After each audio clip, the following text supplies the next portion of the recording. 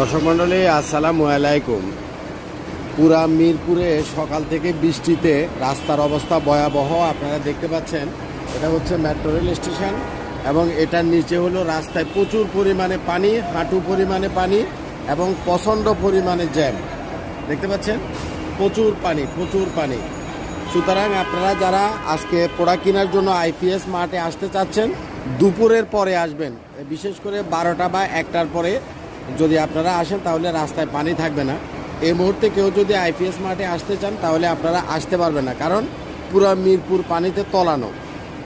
তো যারা আসতে চাচ্ছেন দয়া করে যদি সন্ধ্যা বিকালে আসেন বা দুপুরে পরে আসেন তাহলে আপনাদেরকে এই ভোগান্তিতে পড়তে হবে না। দেখেন এটা হচ্ছে মিরপুরের metro rail station, Kazipara metro rail station. আমি আপনাদেরকে দেখাচ্ছি, যে দেখেন কাজীপাড়া মেট্রো রেল স্টেশন এবং রাস্তার নিচের অংশটা দেখেন, পানি আর পানি।